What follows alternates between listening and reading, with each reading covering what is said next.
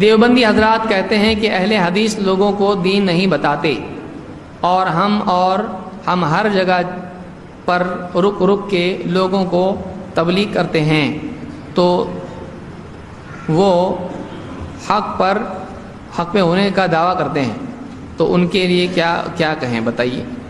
دیکھیے، ہر جگہ رک رک کے کرنے کی بجائے پہلے گھر پہ رک کے گھر والوں کی کرے، پہلا کام ہے۔ اللہ نے کیا فرمایا؟ قُوا أَنفُسَكُمْ وَأَهْلِكُمْ نَارًا، بچاؤ اپنے آپ کو اور اپنے گھر والوں کو جہنم کی آگ سے۔ تو جو لوگ یہاں رکتے ہیں، وہاں رکتے ہیں، وہ گھر پہ رکتے ہیں، گھر والوں کو معلوم نہیں ہوتا دین اور سب طرف رکتے ہیں، یہ صحیح نہیں ہے۔ مکلف پہلے ان کے ہیں۔ دوسری بات یہ کہ پہلے عالم کے پاس رک کے تھوڑا دین سیکھیں، پھر باہر پبلک کے پاس رکیں۔ عالم کے پاس تو رکتے نہیں دین سیکھنے کے لیے، اور دین سکھانے کے لیے پبلک کے پاس رکتے ہیں۔ جس کو خود دین معلوم نہیں، دوسروں کو کیا سکھا رہا ہے؟ پہلے خود دین سیکھنا چاہیے۔ اگر اہل حدیث کوئی آیت بتاتا ہے، کوئی حدیث بتاتا ہے، تو کیا کہتے ہیں؟ تم کیا عالم ہو؟ کیا عالم ہو تم؟ نہیں۔ اور آپ اگر بات کرتے ہو کھڑے ہو کے ادھر ادھر رک رک کے، تو آپ بات کر سکتے ہیں، آپ عالم ہیں؟ آپ عالم نہیں ہیں۔ کنتم خیر امۃ اخرجت للناس، اور یہ آیت اور وہ آیت اور یہ حدیث وہ حدیث، آپ کہاں سے عالم ہو گئے ابھی ہیں؟ تو پہلے علم حاصل کرنا چاہیے، اس کے بعد دعوت دینا چاہیے۔ اگر علم نہیں ہے تو دعوت نہیں دینا چاہیے، اگر علم ہے دعوت دینا چاہیے۔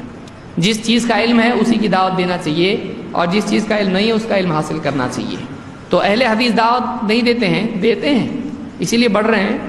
کیسا بڑھ رہے ہیں؟ فرشتے آ کے دعوت دے رہے ہیں، اہل حدیث دعوت دے رہے ہیں، لیکن آپ کے جیسا ادھر رکے ادھر رکے یہاں رکے وہاں رکے نہیں کر رہے ہیں، بلکہ اہل حدیث جہاں ہے وہاں دعوت دے رہے ہیں۔ تو جدھر ایک ہو جاتا ہے ادھر انیک ہو جاتے ہیں۔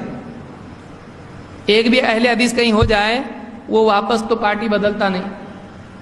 ایک بار وہ نکلا کسی جماعت میں سے اور قرآن و سنت کی بات لے لیتا ہے، پھر وہ کسی کی بات میں آتا نہیں۔ لوگ کیا بولتے ہیں؟ اس کو سمجھانے کو بھی مت جاؤ، کیونکہ جو اس کو سمجھانے جاتا وہ واپس ہی نہیں آتا۔ آج کل یہ پالیسی ہے، دیکھتے ہیں لوگ، یہ اہل حدیث ہو گئے، اس کے پاس مت جاؤ، اس کو سلام بھی مت کرو۔ کیوں؟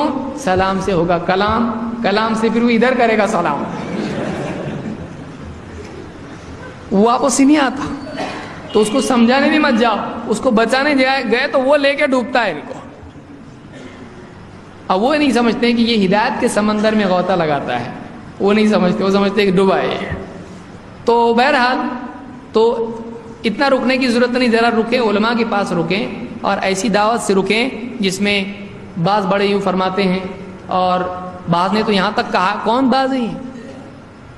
تو دلیل نہیں، علم نہیں، کچھ نہیں۔ خواب میں میرے آئے اللہ کے نبی صلی اللہ علیہ وسلم ایسا کہا، اور فلاں علاقے میں ایسا ہوا، فلاں۔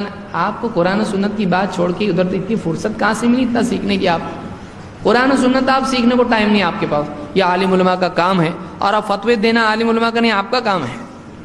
یہ ہدایت پر ہے، وہ گمراہ پہ، وہ بھٹک گیا، یہ ہٹک، یہ کیا ہے؟ آپ کے پاس اتنے گمراہی کے فتوے دینے کے لیے آپ کے پاس علم ہے، آپ کے پاس دین کی بات کرنے کے لیے، سننے کے لیے ٹائم نہیں ہے اور علم نہیں ہے۔ اور بحث شروع کریں گے تو کیا کریں گے؟ بہت بحث کریں گے۔ جب گردن پکڑنے کا ٹائم آئے، پکڑ لے اہل حدیث گردن، تو کیا ہوتے ہیں؟ بھائی ہم تو جاہل ہیں، یہ عالم علماء کا کام۔ پہلے بات شروع کیوں کیا؟ پھر جب پٹائی ہونے لگی، جب کچھ بولنے نہیں آ رہا ہے، جواب نہیں بن پڑ رہا ہے، تو اب جا کے جاہل بن گیا۔ تو جاہل پہلے تھا کہ اب بنا؟ کہاں سے کھو گیا تیرا اتنا علم جو شروع میں بات کر رہا تھا؟ تو یہ ساری غلط باتیں ہیں۔ قرآن و سنت کا علم حاصل کریں، دعوت دیں۔ اگر کوئی ایسا کرتا ہے بہت اچھی بات ہے، کریں، کوئی مسئلہ نہیں۔